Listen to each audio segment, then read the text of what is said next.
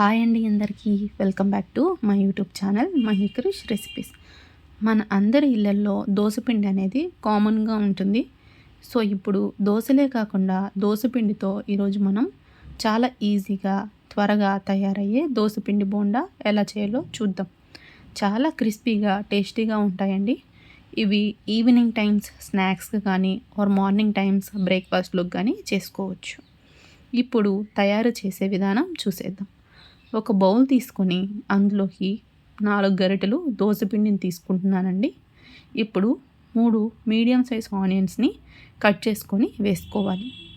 దాంట్లోనే 3 పచ్చిమిర్చి, అలాగే 3 రెమ్మల కరివేపాకు, దాంట్లోనే నేనైతే 2 స్పూన్ల మైదా పిండిని యాడ్ చేసుకుంటున్నాను.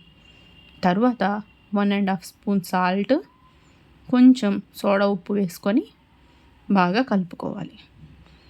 అందులోనే కొద్దిగా వాటర్ పోసుకొని ఇక్కడ చూపిస్తున్న కన్సిస్టెన్సీ వచ్చేలాగా బాగా మిక్స్ చేసుకోండి. మరీ ఎక్కువ వాటర్ పోస్తే కన్సిస్టెన్సీ లూజ్ అయ్యి బోండాలు రావండి. సో కన్సిస్టెన్సీ చూసుకుంటూ మిక్స్ చేసుకోవాలి.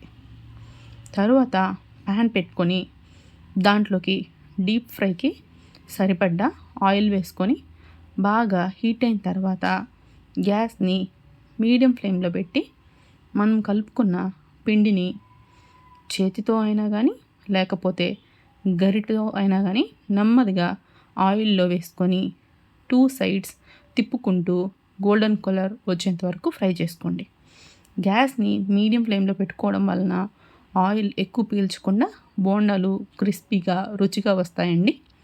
ఇప్పుడు ఇలా గోల్డెన్ కలర్ వచ్చిన తర్వాత బోండాల్ని బయటికి తీసుకొని తర్వాత ఇదే విధంగా మిగతా బోండాలను కూడా వేసుకోండి. దీంట్లోకి నేను ఎర్రకారం చాలా బాగుంటుందండి తయారు చేసుకున్నాను. మీరు కూడా మీకు నచ్చిన చట్నీతో సర్వ్ చేసుకోండి. అంతే అండి, ఇప్పుడు వేడి వేడి బోండా రెడీ అయిపోయినట్టే.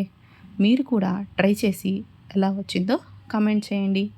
Please like, share and subscribe to my YouTube channel Mahikarish recipes.